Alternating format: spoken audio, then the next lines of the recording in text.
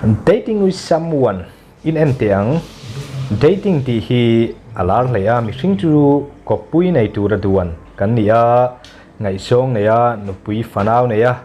chung kodin tur kan nia voini po hian kan Ngaihzawng te nena in date dan mo eng tin nge tong kam bung ruwa ka manang ti I han entlang don sin tiang mi pa kan ni chuan kan Ngaihzawng te mun fala han kom te le han len chu pui te kan du thina chu tiang anga hun kan man du chuan phone call a bia in du tak vo in I buai ngem ti te kha kan lo zu du kan lo zot du ta ani chuan heti hian kan soi theng hi babe, are you gonna busy today? Kan ti mai don ani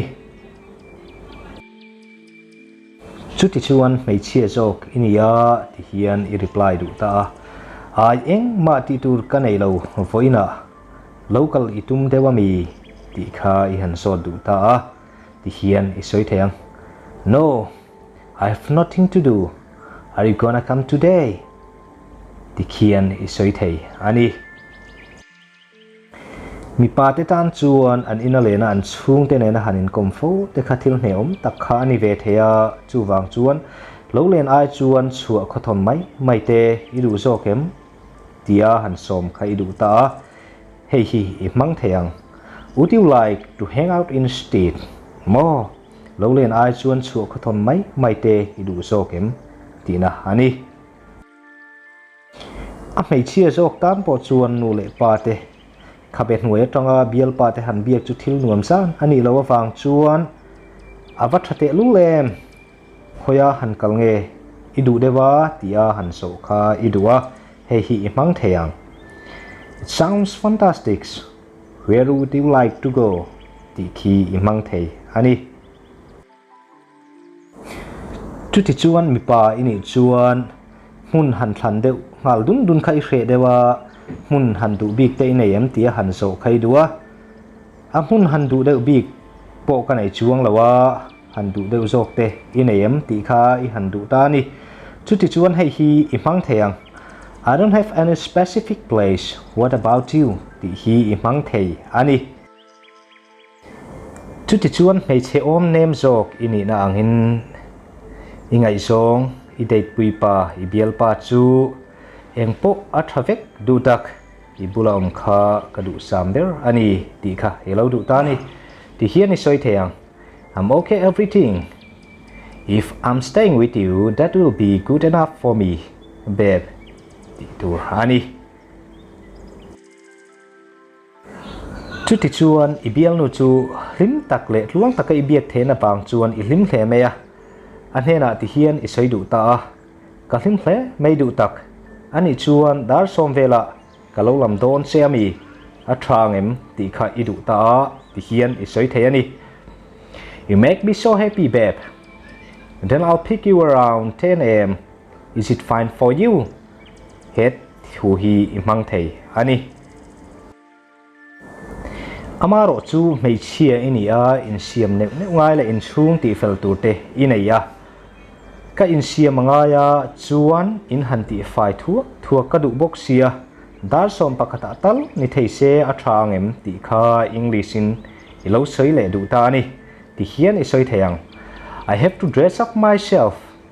and a little bit cleaning my room as well so is it okay at least 11 a.m. iti thei ani dar som pakata tal ni thei se iti ta ani ole chu ti chuan I du tak mei chua pui tur chuan engkim kha arem thlup tame ni o a thalu tu ke dar som pakata ka lo hruai don chenia ti I du ta hian I soi thei ani okay that's fine I'll pick you around 11 a.m. iti le then mai don ani mei chia ini awangin ti neu tur le khoi neu tur ineya amaro chu I bial pa lo thena lo in pe man lo kha I du si lawa te renge I lo thlen chuan ka lo in pe diam tawng ma se I lo chu ma in min lo kol don ni o ti kha I du ta ti hian I soi le thei sure I'll make it ready everything when you reach but give me a call when you're gonna leave from there okay ti khan I thla thei ani chuti chuan mi pa kan ni na angin mei chia te chu kan thlamwan thin ani lo mi kha lungai su du tak kalau kol nge yang che ani chuan kan da phot mai ange o ti kha English in ilo sai du le ta ni don't worry babe I'll give you a call so I'm gonna hang up now ti kha aman le thei ani ole chuti chuan I sai fo thin kha I han sai du ta ni ole tlai su ang che o du tak ti mol mai kha ti hian I sai thei okay don't be late baby ti kha I mang thei ni chuti chuan mangai te ta na tlai ngai lo thin lung kha lo chuaka lungai su a huna tak ka lo thengang kha I ti du ta ni don't worry I'll reach on time ti kha man le then mai tu ra ni hanging out with girlfriend by car mo mangai le du ber te chu ingai nat ber mai le I du ber I car mai I car chuan I han phur chuak ta chuti chuan I du ber restaurant a chuan I han sol pui tange maya ti hian pul I han tran don ta ni restaurant a thu fang pa chuan a kut chu I han fuana du tak anu mi ti em he mun hi ingai nat zong ani em ti kha han so I du ta babe how's your feeling do you like this place he thu hi mang le thei ani I mangai ber kianga om ini a ihlim hle mai chu chuan te rang mai vo in chu ka hlim tak zet ani du tak kar ma sa kha engtin nge hun I man ta ti in I han so du ta ti hian I soi thei ani of course I'm so happy today babe how did you spend last week he thu hi I mang thei ani te reng mai vo in chu ka hlim tak zet ani du tak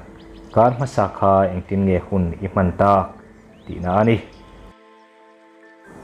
chuti chuan atel lawa I khwar thin sia te kha hrel du in I tel lawa hun man chu harap thlak so kani I hriat angin I tel lo chuan eng ma kani lawa chin ka ngai em che ani eng tik lai po hian ka ngai tu reng che sin ti kha English in I du ta ni ti hian I soi theiang that was terrible as you know that I'm nothing without you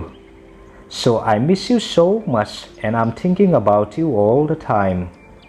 he tu hi I mang thei ani tu mai po hi kan mangai te ta na hun kan nei lo chuan ngai nam da thu kan sei chok thrin ani hi kar ma sa kha ka buai lutuka apoi ka ti tak zet ani keipon ka ngai lutuk che sin ti kha nem na pahan soi duwa ti hian I soi theiang I'm really sorry I was totally busy last week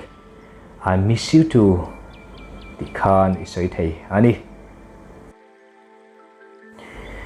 amaro chu tu mai po hian ka mangai te ke ma ni awang an na te hreoman ti te kan phal ngai lo ani chu ti chuan onem nap mai chuan in thiam lo na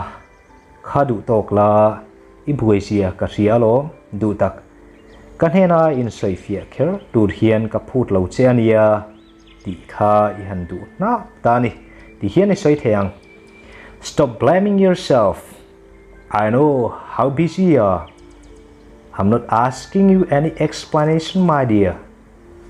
kha tu kha I mang le thei ani chutiang chia chuan nang po chu atel lo ai lo hlim lo big thin sia te ama ita na hlut sia te kha ti hian I soi duwa kalome ka duat ka ngai tu reng thin se asin chuan thil ka hriat chian em mai chu e nang hi ni ka thin lungsong songa ka mangai chu ni ti a han soi nap khai du ta he ti hian I soi theiang thanks babe I always dreaming about you and I realized that you're the one whom I love with all my heart khat hu mai te khan I ko pui chu nui ver very ni siam thei don ani chu tiang chia chuan nang po chuan I mangai chu hlim lo I phal bik lo ani lo mi kha I mangai nan ka moi taka wang chuan ka lo me du tak cây po itan ka om reng fawalom ti khan han soi ve na khai duwa ti hian isoi le donia. Thanks for such lovely sweet words. I'm also here for you all the time, babe. He thu hi emang le thei ani imang na an kamoi takawang chuan kalome du tak cây po itan ka om reng fawalom hi han ti na don ani chu ti chuan ama soi chu abula hril elo chak em thin chu i han soi chuak du ta ikia kom hi chuan he khovel hi kata ni mai hian ka hrethin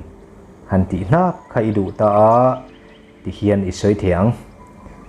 If I have stayed with you, I feel like this world is mine.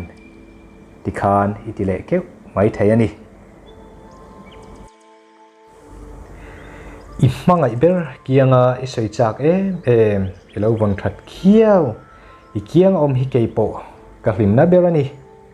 ka thin lung hi hlim na le lom na in ititlai tak zeta sin han ti na khai du ta. I'm very happy to be with you too, and you fill my heart with such a bliss and happiness. Ikiang om hi keipo ka hlim na ber ani ka thin lung hi hlim na le lom na in ititlai tak zeta sin ti na ani chuti chuan mipa inia I mangai ber ta na ithel ken chu mu a hunta chuti chuan ikuta ilo hum ruk tra ilo thu ruk a mu I hlau em mai chu han phot chuak pa in lok o du tak thil te kalo ken che asin ti pa in rosen chu I han phora ti hian I soi theng wait a second, I've got something for you, babe. Ti in rosen chu I han phor na pa chu ti chuan lom thiam taka lo don son idua he rosen alo ka mangai lutuk che kalome o duat kabuai lutuka itan eng ma kalokeng velo che asin ti kha I han du ti hian I soi le theng oh my god, it's a red rose. I love you so much and thanks, babe. I haven't brought anything for you cause I was completely busy. Ti hian I soi le thei ani chu ti chuan mipa kan nia kan hmangai te chu kan tan eng kim aya an hlutzia hriat tira soi duin du tok te ka duat eng ma ila ka tang hian thil dang ka be seilo ka hmangai inia nang lo hi chu eng ma du ka nei lo ti a soi kan lo duwa. Stop saying that, babe. I didn't expect anything from you. You're my love and I don't want anything except you. Kan ti le mai don ani ole video danga kan ti dan ang pukin tun trum chu kan words hriat lo tur om ang te han thlang chuak le don ni la ama sabera chon gona ti chu slang words ania going through ti na ani gona ti chu ala em hi chuan anexa son instead aya mo think we aya coffee ka du tia I want tea instead of coffee mo tiang ang chi kha hang out ti po leng kho thong mai ti tu nei lawat leng suak mai soina ani chun specific kan ti chuan big a big thil big soina ani good enough kan ti chun thatok kan ta na thatok kha tok he ai tha ngai chuang lawe ti na kha ani dress up kan ti chuan in siam mo in buat sai khami kha ani thei mai anga hang up kan ti chuan phone call a te po hang up the call mo please don't hang up the call da su I phone kha da su ti na ani mai ani hang up ti a adang le chon khai kang ti na te po apman le thei thawanga chuan terrible rap clark ania blaming thiam lo blame ti tanga local continuous mo blaming don't blaming yourself nang ba khain thiam lo su ti na te explanation ti chu soi fiana ti in daila chiang tura ngai la please kan ti chun lom na fam kim mo lom na lim na sakhiani lo lom veng na khatiang lom tak soina ani mai chu expect ti chu be sei mo is beyond my expectation mo he ka be sei pi alam ramani tina expect ti chu base tina accept ti chu telovin mo you can go accept lala in kalthe lala telovin tina ani hetiang words te hi vocabularies tiang riat nem hi English thiam na min pui em a chu wang chuan kan riat na te tam tua ngan tel ya nang ni pon tang kai pui nge ya in lo man thiam ka du sak tak zet cheu ni